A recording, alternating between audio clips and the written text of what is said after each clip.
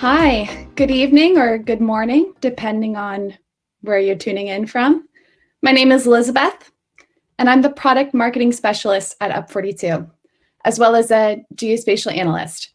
And I'm your host for today's webinar. Thanks for tuning in from across the globe. And before we get started, I'd like to show you around this webinar platform that we're using. And then I'll introduce you to our speakers. So if you're watching this as a recording, know that you can still engage with us in the chat and questions tab, and we'll either get back to you in those tabs or follow up after the session. So with that sorted, welcome everyone to Up42's inaugural webinar, where we'll discuss with some great minds from across the industry why satellite imagery, AIS data, and machine learning are making waves in maritime surveillance. Today, we have several special guest speakers. First, we have Taylor Nicholls. He is the Director of Data Products and Services at exactEarth. He's been working with geospatial and web surface technologies for nearly 2 decades, focusing on building highly innovative and intuitive solutions to complex problems in maritime. Over the past 10 years, while at exactEarth, Taylor has managed the evolution of the exactEarth family of web services for monitoring, tracking, and analyzing maritime activities. Hi, Taylor. With him is his co-host, Eric Nallon, a data scientist at CCRi. Eric has been applying data science and machine learning to maritime problems for the past several years. He currently heads up the maritime analytics team for CCRi. As both a scientist and a maritime SME, his expertise provides value to both data providers and maritime customers. And then we have our very own Dr. Markus Müller. Markus heads up our team of data scientists at Up42 and loves working with satellite images, programming, and getting his hands on all things that have to do with computer vision and machine learning. In his past, he worked as a geospatial software engineer and project manager at Planet in Berlin, and a researcher at Landcare Research in New Zealand, a trainer for GIS and remote sensing at GIZ in Kalimantan in Indonesia, a product manager at Nallon in Bonn, Germany, and prior to that, he studied geography, computer science, and mathematics at the University of Bonn in Karlsruhe. And last, but certainly not least, Dr. Ron Hagensieker, CEO and founder at OCRIO. Ron is a machine learning engineer with a background in Earth observation. He received his PhD in 2018 regarding deforestation mapping and using SAR and machine learning, and has since worked in various roles involving machine learning in cloud environments. His recent interest covers generative and adversarial AI, 2 topics he's investigating for security implications in Earth observation. For this, he founded OCRIO. And beyond that, he also works as a data science consultant for Deutsche Bahn and recently worked under NASA's FDL program as a machine learning researcher. So we definitely have some great experts with us today. Thank you, gentlemen, for being here today, and we're all excited to see your presentations. So now I'll turn the virtual stage over to Taylor and Eric for our first presentation, where they will discuss building a port boundary layer using exactEarth's AIS data and CCRi's machine learning and AI. Thank you very much, Elizabeth. I think my camera just popped on, so that part's working. And Eric's sharing the presentation. So thank you very much, everyone, for joining, and I hope you are all well. As Elizabeth said, I'm Taylor Nicholls at exactEarth here in Canada. We are a leader in ship tracking. We offer the largest satellite AIS constellation and the first global persistent real-time AIS service in the world. As mentioned, alongside myself, we have Eric Nallon from our strategic partners, CCRi. So thank you for joining on, Eric. Today we're going to talk about our approach for building a data-driven maritime port boundary layer, and why having a port boundary layer helps while exploring maritime behaviors and activities. So with our AIS service, we can track ships anywhere in the world.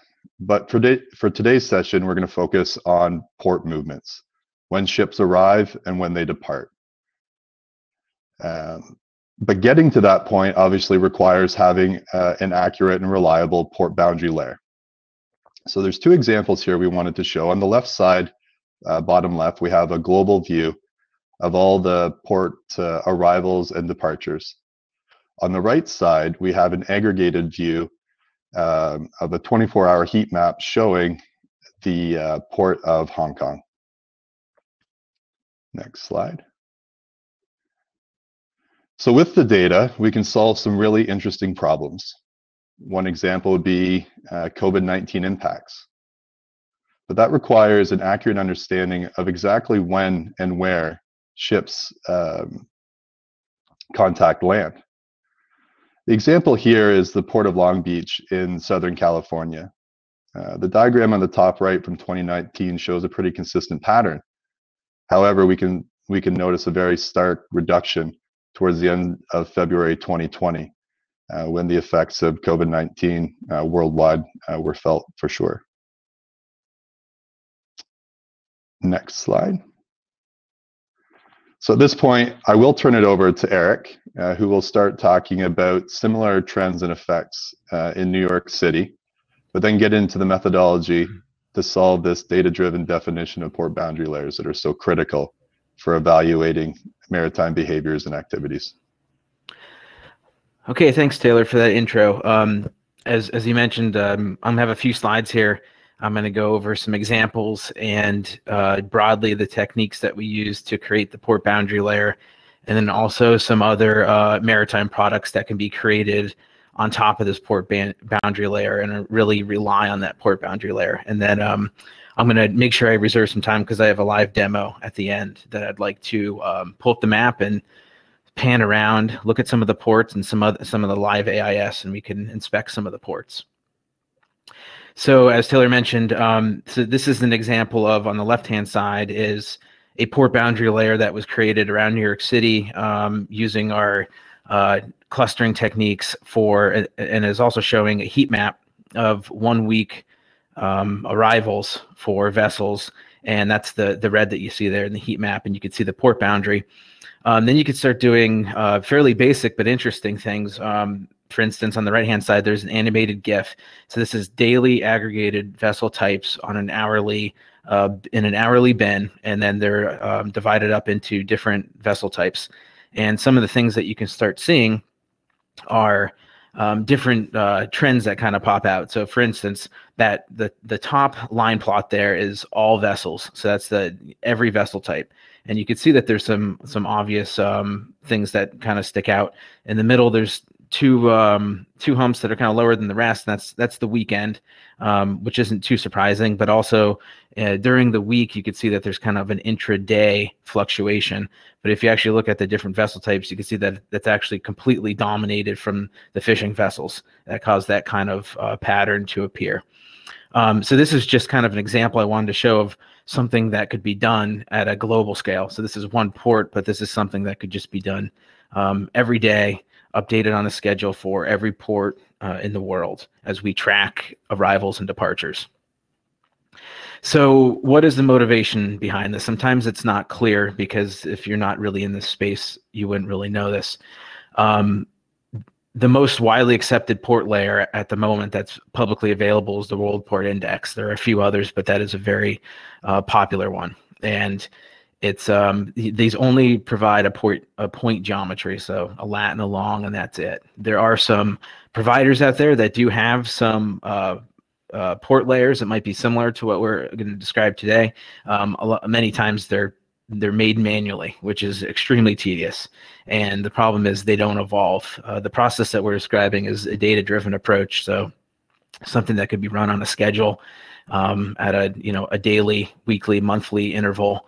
And it's data-driven and it's adaptable, so it evolves with time. So if it evolves with time, it evolves with changing patterns around ports.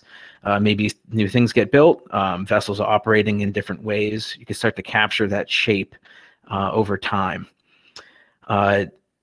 So what I wanted to also point out is this is really foundational for creating analytics and different maritime products on top of this. The geometry is just an enabler, and the AIS is necessary to get there. But this starts enabling things like just port statistics, what types of vessels are in a certain port, what countries visit that port, all different kinds of statistical trends. And then you could think that in reality, really just creating our own machine learning model training data. So you can start doing anomaly detection, look for vessels that are entering ports that have a very different physical size or some vessel attribute that is anomalous. So you could start detecting outliers in real time. Time series forecasting, so we could start making forecast models to forecast volumes of certain types of ship in the future. We could also start to think about predicting unknown vessel attributes when there may be missing data from records. So I'm going to briefly go over the approach. I'd love to answer more in-depth questions later on or after this presentation. So the data that we used for this was provided by exactEarth. It was a 1.5 year worldwide AIS. We applied some kinematic filtering to get vessels that are either slow moving or stopped. And then this really resulted in a fairly large data set, still about 160 gigabytes, over 800 million records. So this is quite a bit of data. And for these specific clustering algorithms, you usually need to pull all of this into memory.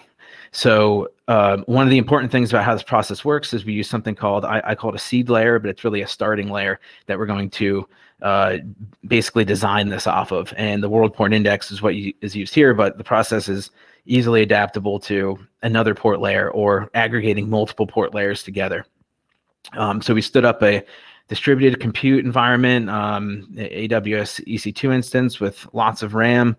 We had to do some parallelization, or else this probably would have taken a very long time. We were able to get it to finish in just a couple hours. So the algorithm approach here is it's an unsupervised density-based spatial clustering DB scan. It's pretty widely known and used for quite a long time. It's a good application for this right now.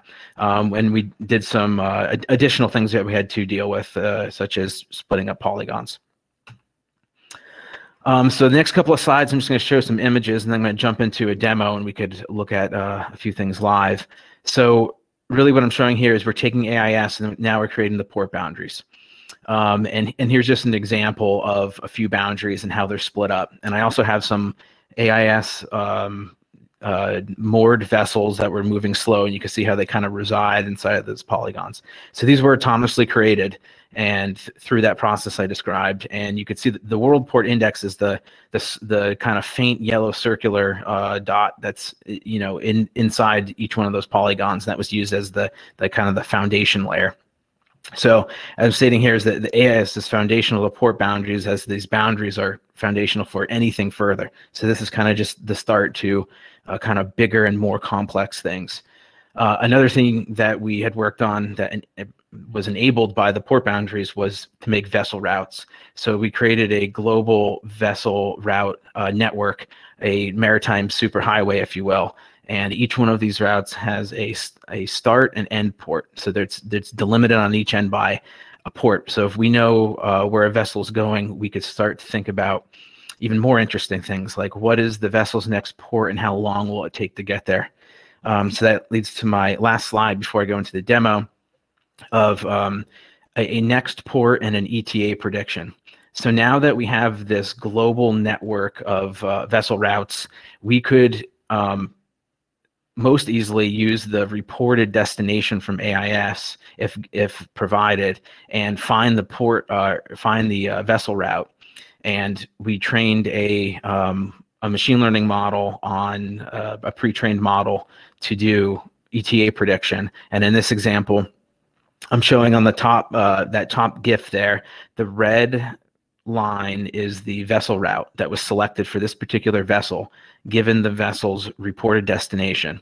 And then we took its current position and speed, and we used our pre-trained machine learning model to do a ETA prediction. And you could see actually playing this over time, once we had the history for this vessel, you could see how well it travels along that particular route.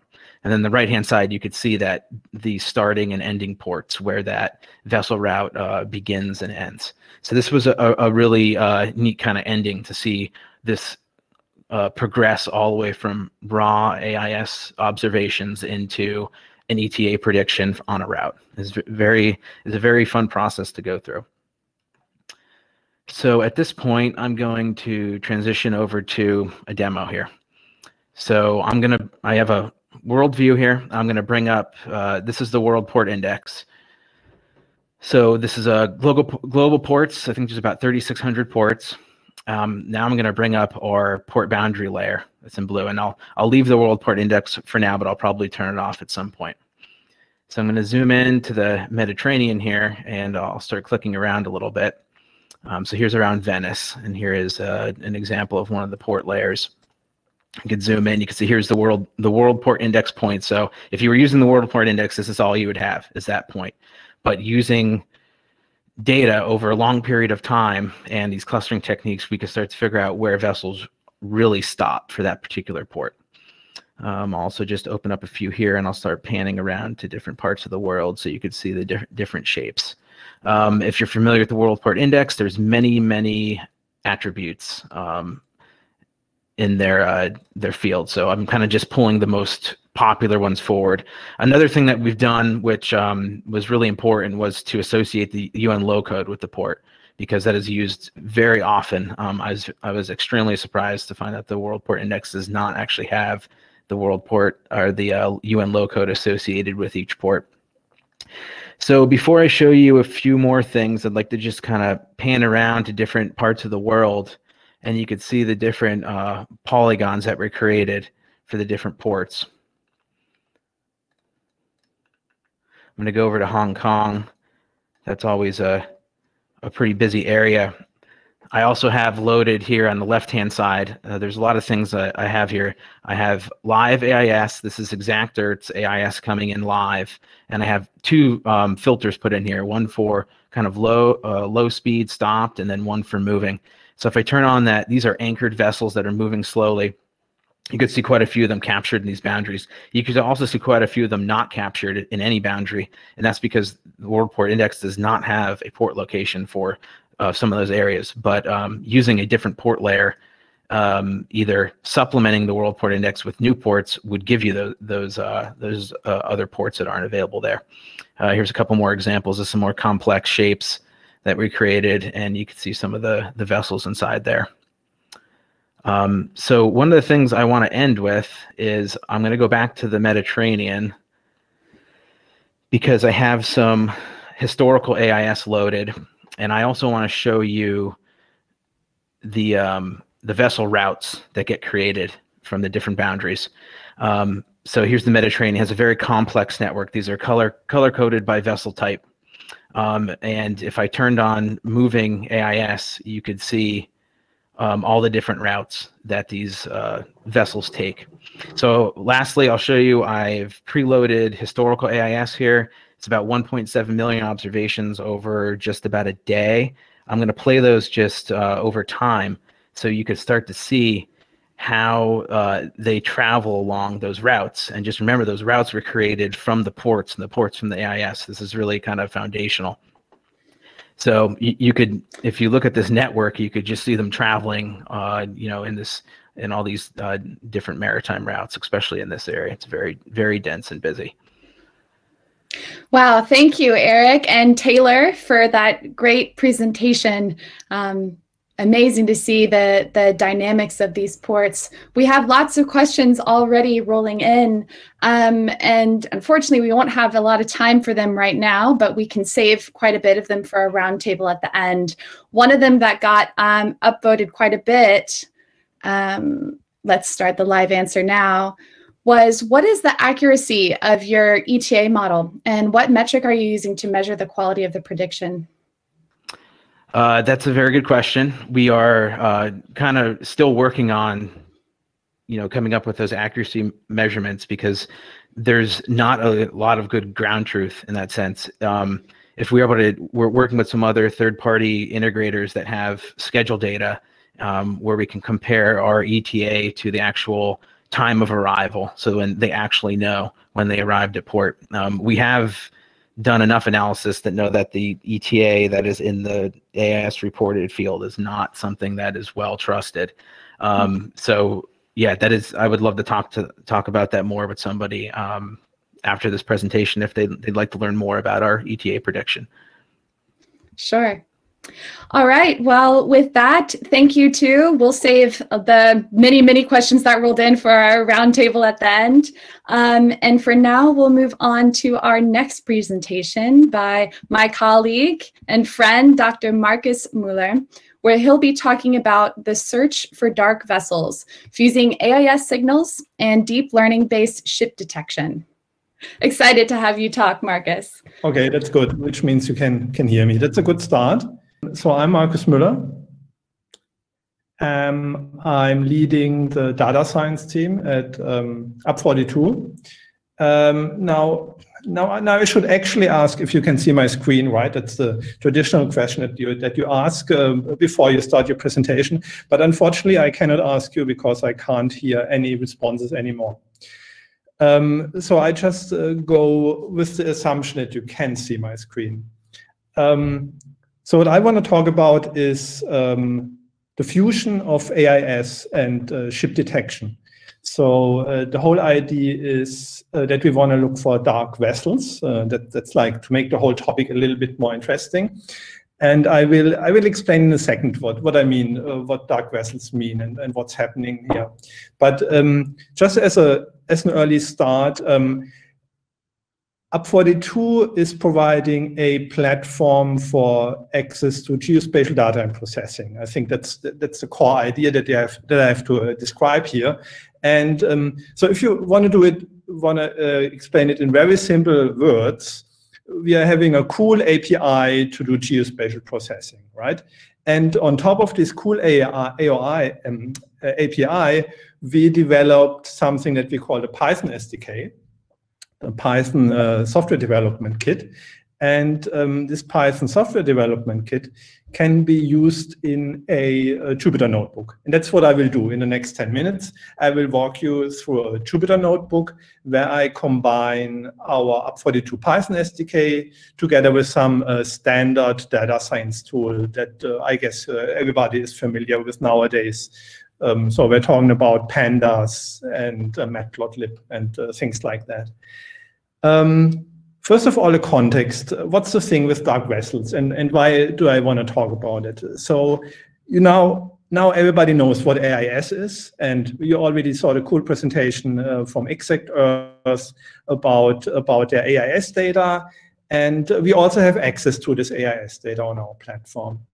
Now, all ships above a certain size are obligated to regularly send AIS signals out so they can be tracked, right? But from time to time, it so happens that a ship does not send out such a signal. And quite often there are good reasons for that. You know, a transponder might be broken, there might be moored somewhere for a long time. But there is something fishy going on. So there are sometimes more sinister reasons why vessels turn off their AIS transponders. For example, we could be talking about illegal fishing, right? So not surprisingly, there are quite a few organizations in this world which are interested in finding these dark vessels. And using geospatial analytics, you can do that. And the whole idea is that we identify ships with an algorithm which analyzes satellite images. So this is an algorithm provided by Airbus. It's using computer vision and deep learning to find ships on spot satellite images. And then we fuse this information with AIS signals. So if we can find an AIS signal for each of the ships detected, you know, all is good. We identify them. But if we can detect ships and we cannot find a corresponding AIS signal, then something sinister might be going on. Or put it in more neutral words, this is a candidate for being a dark vessel. So that sets the context. And now I will walk you through my Jupyter notebook. What I will do here is I will get spot satellite imagery for a given AOI Or to be more precise, I want to show off a little bit. I will process in parallel 2 AOIs to show you parallelization. Then I will have to do a little bit of geospatial magic. I need to do format conversion, coordinate reference system conversion. I need to tile the image because the ship detection block only wants small images. And then I will, at the end, apply ship detection, ship identification. And at the very end of my presentation here, I will visualize the results. Small disclaimer. This is kind of a live presentation, but not really. So this Jupyter notebook that you see here, you can find on our website. And I guarantee that it works, but it will not run through all the commands right now because it would take too long. Later on, there's the processing step, and it takes about 15 minutes. So you know, my time would be up by before it would be finished. What you see here in the first block is I do various imports. So first of all, I own UP42 Python SDK, but the rest is pretty standard data science and geospatial tools. We're talking about GeoPandas, Matplotlib, Rasterio. If you're working with Python and geospatial data, I'm sure you know these tools. And then as the first step, I configure my areas of interest. So I'm interested in 2 areas. One of the ports is Surabaya in Indonesia, in Java. And the other is the most classic area to do geospatial analysis on ships, which is Gibraltar. So these are my 2 AOIs, the coordinates. And the first step would then be I need to find an image, right? If I want to detect ships in images, I need some images. And that's what we're doing with the catalog search. That's essentially a metadata search function. So I iterate over my AOIs, and I have all these parameters here. And I go quickly here now. So these are the results for Surabaya. Apparently for the time that I'm interested in and the area that I'm interested in, I found 3 images here. So Surabaya is in the bottom left part of the image. All of the 3 images look pretty okay. So my area is inside this area. So the quick looks cover much larger areas than what I'm actually interested in, but it's in there. Now next, these are images from Gibraltar, and I think you can identify where Gibraltar is. It's quite an iconic shape here. So yeah, I found 2 images, but overall I only want to process 1 image of each of the AOIs. So I manually already set these 2 image IDs. So I chose for each of the AOIs 1 image. The next step would be I want to run my ship identification workflow on these 2 images. For this, I have to do some UP42 initialization. So I need to log in so that the system knows who I am. And I need to initialize a project. Here I create a workflow, and I call this workflow ship identification download because it uses download data that I later will use for visualization. And then I get all the processing blocks, as we call them. So we put data sets and processing algorithms into something called a block, and I can put these blocks in a sequence. So my first block is 1 atlas spot display, which means I will fetch spot images. And to be more precise, display images. It's not reflectance, it's something that works with computer vision pretty well, display products. I need to do some format conversion, like from DIMAP to GeoTIFF, need to convert the coordinate reference system, do my tiling, then ship detection, then identify my ships. And in the end, I have this workflow. And once I identified my workflow, I can run these jobs in parallel.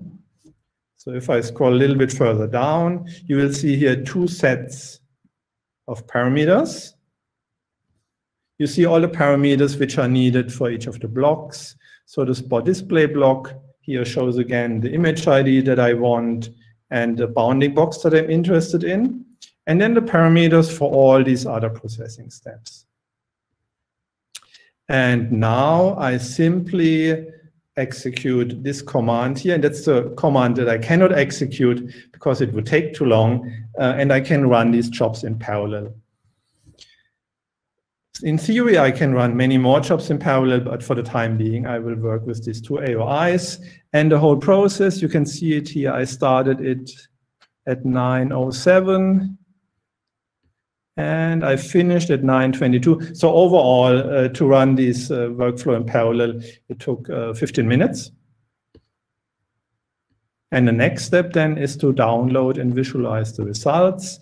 I will a little bit fly over this code. It's basically bookkeeping and unpacking the data sets that I need for visualization. And I think this code is a little bit more interesting because here you will see calls to libraries that you are very likely familiar with. So first of all, I now have two images and two result sets. So I iterate over those.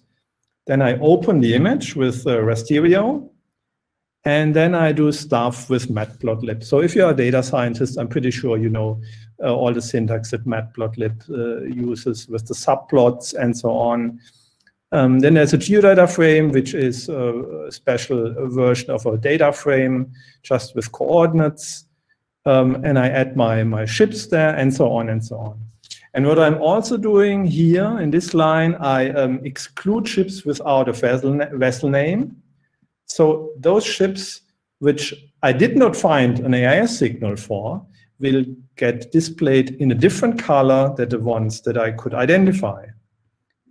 And that's what you can see then here in this first image. That's Surabaya. All the red ships are those detected by the deep learning, machine learning ship detection algorithm. And the orange ones are those which also have an AIS signal. And here you can already see there are quite a few where we didn't find an AIS signal. Most likely these were too small. Here the example is in this regard better. Most of the ships that were detected were also identified by AIS. And here I have to give a little bit of a disclaimer essentially. So by no way I want to imply that in Gibraltar or Surabaya there are many ships which are dark vessels. So this example is kind of fabricated. It's fabricated to show the principle of the analysis. In theory, what you would be interested in, you would be tracking shipping routes outside of the ports where you would look for dark vessels. So here I chose the parameters that most of the AIS, most of the ships were identified, but some are not. And as you can see here, these are mostly the smaller ones. And with that, I'm already at the end of my presentation. I already gave my disclaimer. So if somebody from the port authorities of Surabaya or Gibraltar happens to be here, no blame. I believe everything is in order in these ports. And thank you very much for your attention. All right, it looks like Ron is back up and running. Hi, Ron. Okay, perfect. I will make it quick now. So thank you and hi. Detection of Markus' earlier presentation is based on Airbus Kaggle ship detection challenge. It's a restored data set of thousands of spot images digestible for ML optimization. It's ships of various sizes and water conditions and in coastal environments, which makes for a representative data set. But does it really? Clouds are just missing. In reality, there would be chunks of any of these images gone entirely, and these chunks will not simply be masked, but will be based on atmospheric categorizations, which by themselves are error-prone. Effects of this one are drastic. See here. So these are time lapses of different straits and highly frequented shipping areas. It's time series over the course of 2016 to 19, and as you see, it's clouds everywhere. First, let's catch a quick glimpse at Singapore, Rotterdam, Gibraltar, and Panama City. Depending on the particular application you are going for, this is a showstopper. Maritime vessel detection can be addressed with relatively basic SAR products, ready off the shelf. Many of these technicalities are obsolete here, and I argue that SAR for such purposes is even more accessible than multispectral data, processing-wise, despite its reputation. So illustrated here, the minimum and maximum degree of SARF sophistication needed for this talk, so bear with me. It shows the side-looking synthetic aperture and how it's created by orbital movement along the azimuth direction. As it is an active system, beams are sent out, scatter back from the surface, and are received shortly after. This creates two different types of ground resolution, which is the important part for this particular topic of vessel detection, and also for accessing data on UP42's platform. The resolution in range, which depends on the bandwidth of the system, and the resolution in azimuth, depending on the time of illumination on ground. And somewhere in this is the answer to the elephant in the room, which is the minimum detection size of ships. It depends not solely, but very notably, on where a ship is located relative to the sensor. On the right side, you see the difference between the two S1 standard products, the GRD and SLC. After calibration and debursting, pixel spacings for GRD lie at 10 by 10 meters, with SLC at 2.3 by 17.4. This is due to the multi-looking, which was also performed on GRD data. As ships have certain length and orbital paths are known, and most sensors have a static looking direction, the passes might be either north-south or south-north, you might want to identify certain routes which are compatible with these observations. Obviously, the more pixels you have to represent a ship, the higher the detection chance. So now, knowing of these two data sources, what is it that UP42 can offer you, and what tools are needed to proceed? There are two data blocks of relevance here, the S1L1C GRD OI clipped and the S1L1C SLC full scenes block. Most straightforwardly, you might want to tile output of the former one and directly ingest it into your vision libraries to conduct analysis. The latter one, SLC data, are not yet full multi-looked, non-square pixels and lack precise projection via Earth ellipsoid models, yet they still offer the phase information, and as illustrated before, the native resolution potentially interesting when aiming for small vessels. This comes with the necessity to utilize specialized pre-processing software, most conveniently achieved with ESA's Snap Toolbox.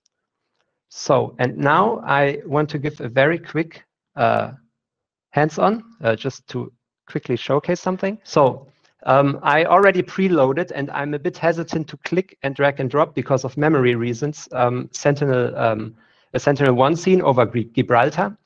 And I also already did the ship detection on it. So this is a standard GRD scene. I can't resist the urge, and I will still try. Yeah, it works. So basically, you see this is the Strait of Gibraltar. There's ships detected everywhere. There's a harbor here. And this is the Snap Toolbox. The Snap Toolbox has the very convenient way of detecting ships, of just doing the SAR applications, ocean applications, ocean object detection. There's a workflow here. You can fill in any GRD product. It will run through it very easily. You can adapt some of the parameters as you like. For example, do a calibration, etc., and write the output. You click run, and you receive what is at the bottom. I pre-did this. That's basically also the very easy thing. The S1 detection block I uploaded at the UP42 platform did. So basically, each of these steps can be formulated in an XML fashion, like here, and then basically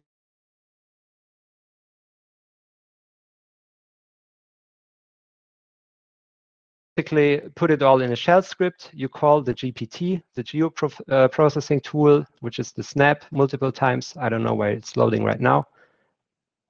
Here it is. And basically, you perform the detection. So to not lose any more time, I quickly resume. So this worked better than expected. In reality, as shown on the earlier slide, modern object detection is based on ML and yields better results. Since correlating AIS with imagery is also so straightforward, we saw this before, potentials exist to quickly generate extensive reference data sets to train powerful models on. That's what's enabling AI after all. The question of segmentation versus detection I'm going to skip. Compared to the deviation of bounding boxes for detection, the creation of segments true to the pixel appears very cumbersome, and hence for creating data sets on batch, detection appears more feasible. Questions regarding rotating boxes, etc., exist as well, but now let's focus on the classic rectangular object detection. Just weeks ago, the following paper was released. You see it here on top. The authors, so basically, there's they took 15 raw S1 GRD scenes. In the end, they split it into 9,000 tiles. They had so many ships in it. It's all small ones, like not even 100 meters. They also had a lot of inshore ships, also vastness. So they had the big areas with no ships, which is very important considering the accuracy metrics. Then they iterated over 30 state-of-the-art algorithms via this detection PyTorch library, and they plotted some scores. Also, the scores are pretty similar to really adapted ML algorithms for the particular course. So for this reason, even using out-of-the-box algorithms works pretty well. So they identified the double-head RCNN as the most promising candidate. And moreover, any architecture, including feature pyramid networks, which includes the double-head one, topped the scoreboard. Quintessentially, an advice to keep it safe would be to just shoot for a complex model, which almost guaranteed provides a reasonable output, even out of the box. They provided so much tabular data in the paper that I took the freedom to create my own figure out of it, which you see on the right side. I made this to highlight exactly this, that there is a sweet spot of accuracy and model complexity, which mostly consists of faster RCNN, sorry, now I really miss, of faster RCNN type models. And basically, on the bottom also is indicated the inshore detection rates. On the top, the higher accuracies, the square ones, the circle ones are the offshore ones. And yeah, the question of efficiency should as well, should overall not be ignored, because you see, you can overshoot and you will receive good accuracies.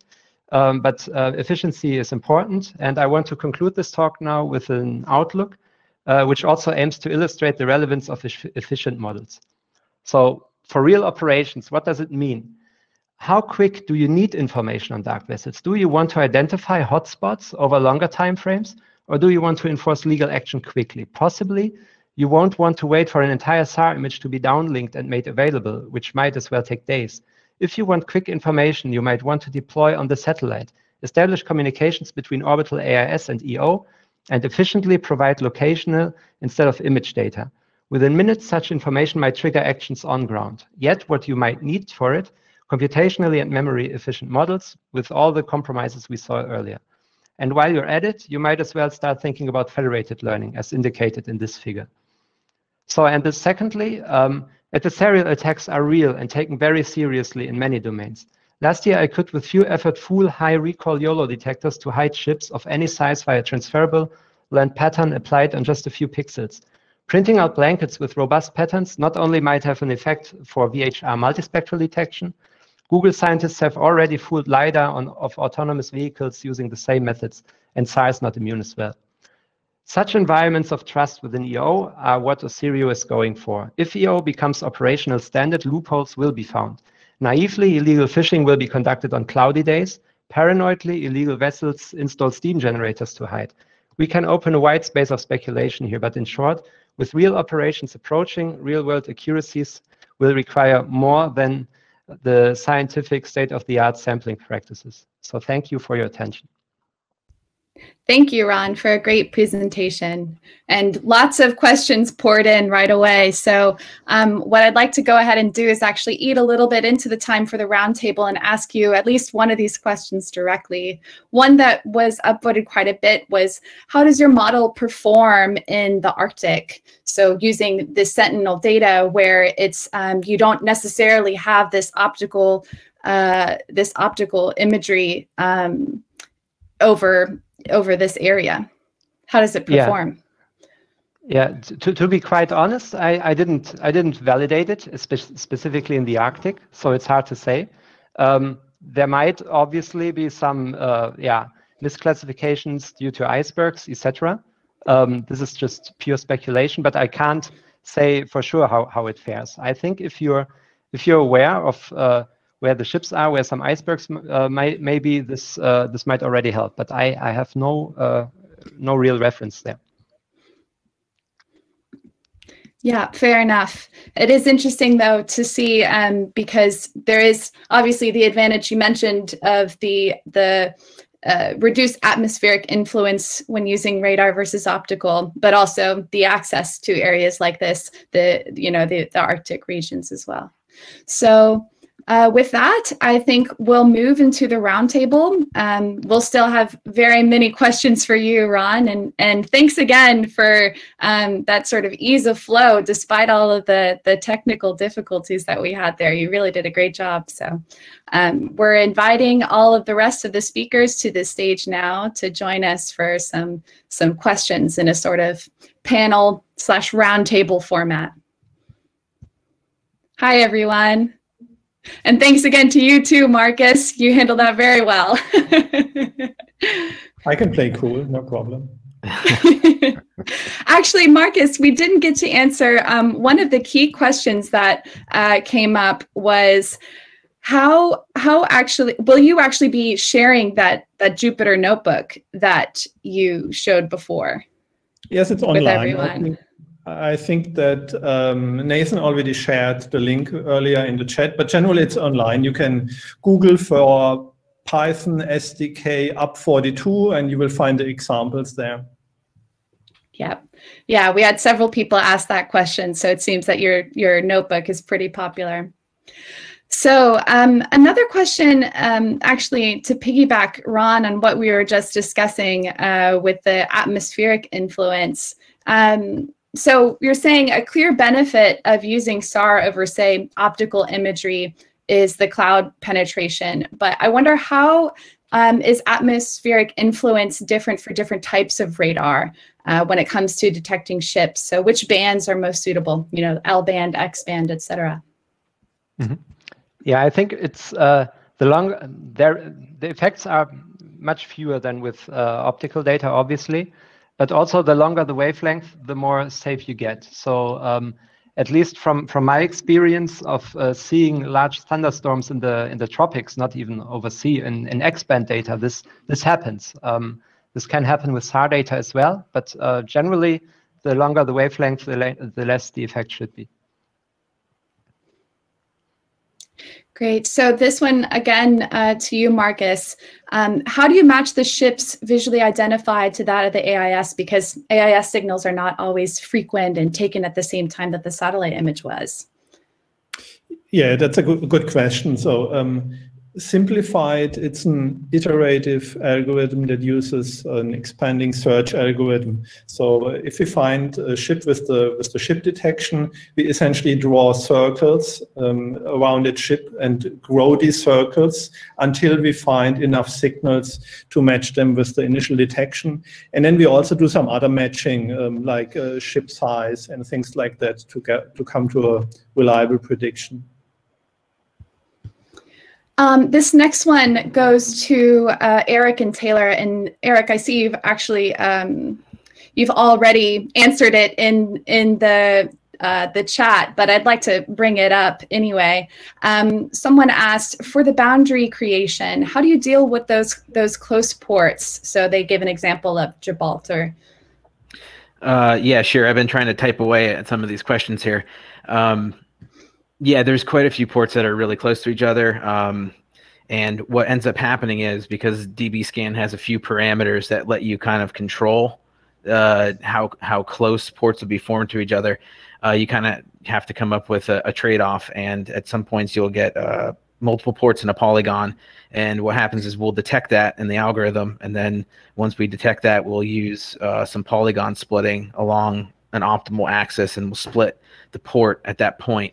And then it kind of looks like a channel, but it's actually just a space between. And then when we do the port arrivals and departures, we actually look at the kinematics of the vessel itself to say which port it actually went to, because it might pass through multiple polygons.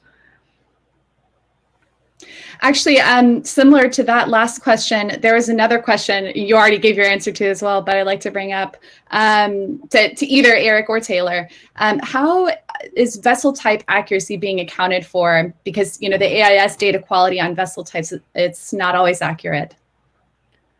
Sure. I think in that case, we're really trying to hedge on the fact that we're using a lot of data and that we could really get close to the mean, per se. We use so much data over so much time, and a quality of that clustering technique is being able to reduce the noise points. So we could really up that noise point parameter the more data we use, and we could really kind of get closer to what we're actually wanting to see with where the vessels are located. It would be a problem if you had a really small data set. This would be a problem. Okay, great. And then we had some questions about the sharing of the webinar and so on, and I'll get to those later. But one question we actually had from our UP42 team was, are there some sort of outlier ports in the world where the method maybe doesn't work well in regards to like deltas with anchoring ships or et cetera? Again, to Taylor and Eric.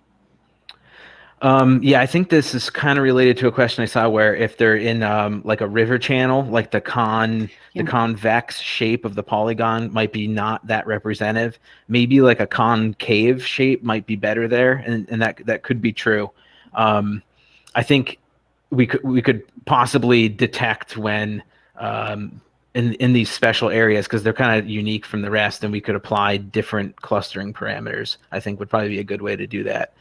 Right now, we're kind of just globally applying the parameters, but we could basically selectively apply them to different areas. Okay, great. Well, that's unfortunately all the time we have for our webinar. Thank you all again for joining us, and many thanks to our speakers for their insightful presentations and the thoughtful answers to all of our questions.